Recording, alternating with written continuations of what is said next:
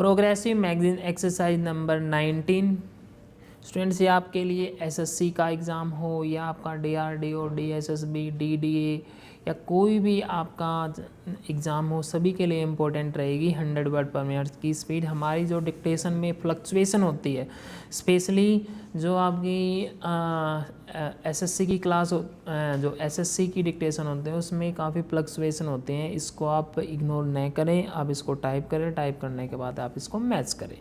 So be ready. Dictation will be start within 5 seconds.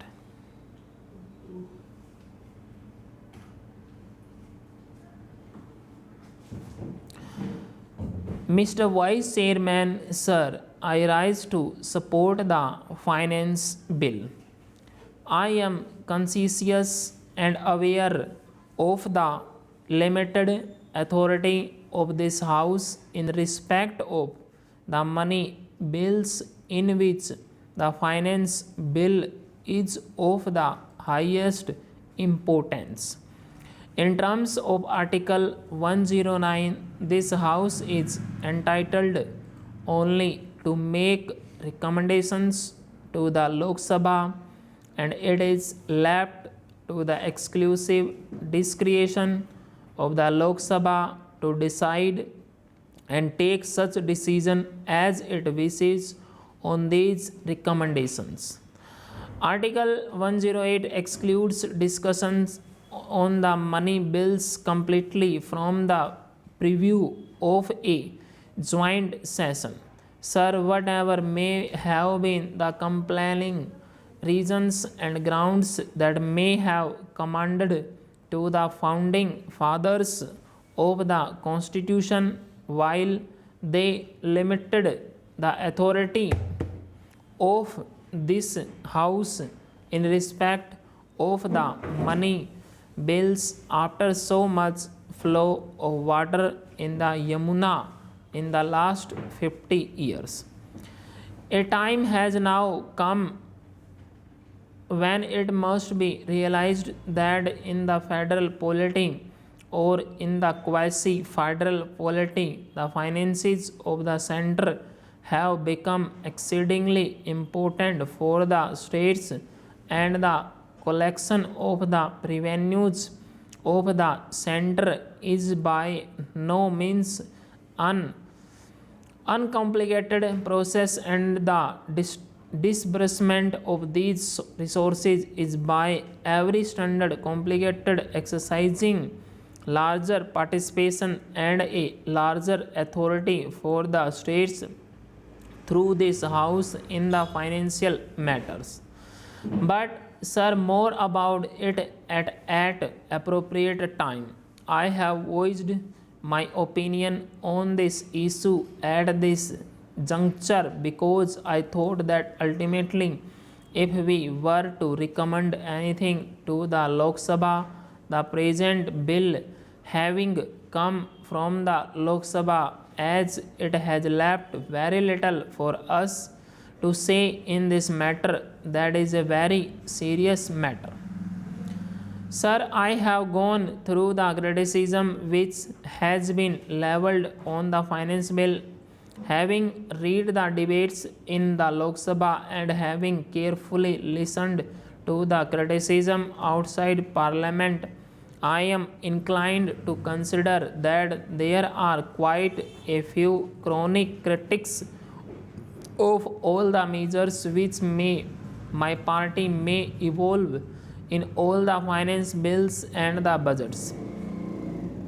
And these are such critics as have in fact not yet reconciled to our basic economic philosophy and do not share with us our belief and faith in a mixed economy.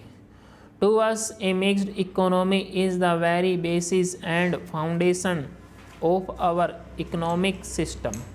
In fact, the concept of a mixed economy was well conceived by Pandit Jawaharlal Nehru.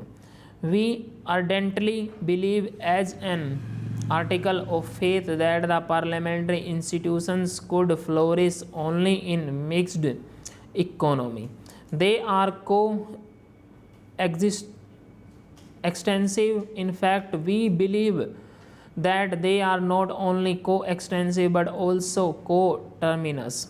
Therefore, sir, the criticism of my communist friends who want complete extermination of the private sector and my other friends who subscribe to the theory of one measure or the other measure, not because they quarrel with the measure my friend has provided for in the budget or in the finance bill, but in fact their quarrel with us is on a much larger issue. That quarrel they can continue till the doomsday, but we are not going to yield so far as that aspect of the matter is concerned. The private sector and the public sector both have to play a vital role in the economic development here. But, sir, as to those who accept the basis of the mixed economy, such critics do not seem to have fully realized the enormity of the grave problems and the economic distress in the midst of which the budget and the finance bill have been presented by the finance minister. Sir, one were only to evaluate objectively the whole of economic chaos into which the finance minister was put when he prepared his budget and the finance bill.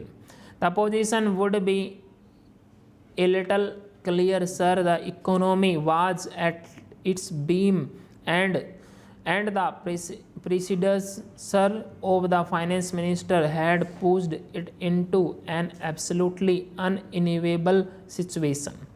What was the situation, sir?